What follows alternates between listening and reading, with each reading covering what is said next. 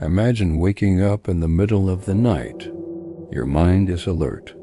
You can see your bedroom clearly. You know exactly where you are, but your body won't move. You try to lift your arm, nothing happens.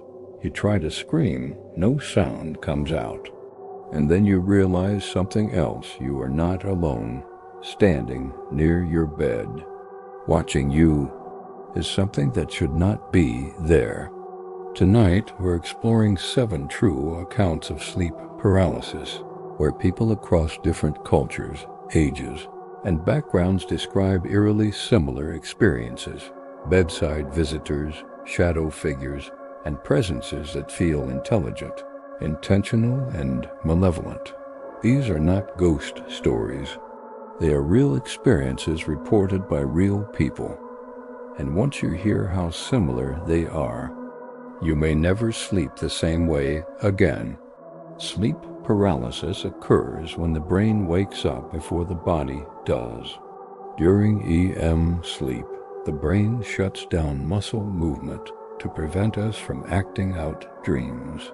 When that system fails to switch off properly, a person becomes trapped, conscious, aware, but completely immobilized.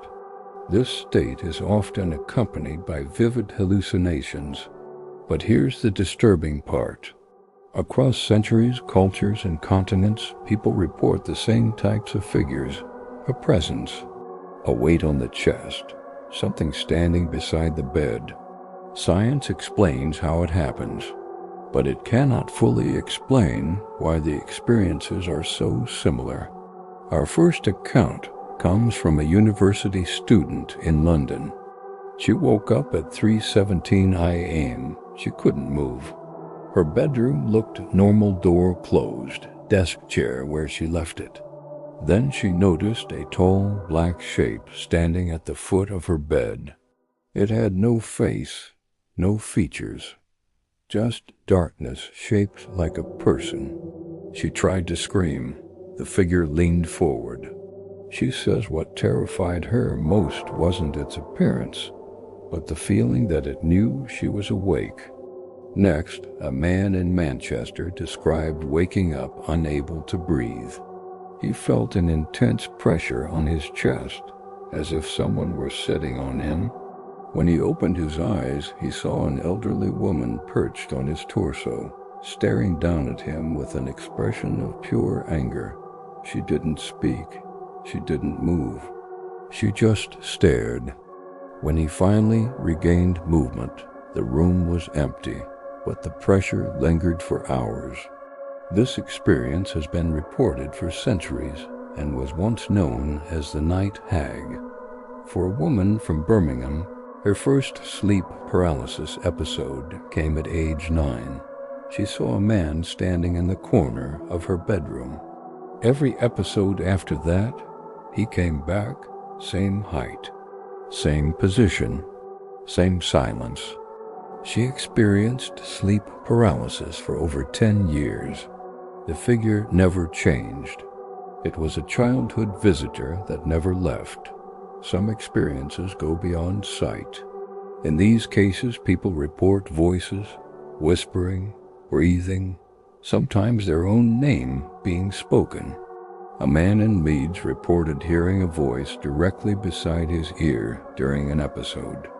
The voice said, "You can't move," and then, "You're not supposed to wake up." He then felt a hand grip his wrist.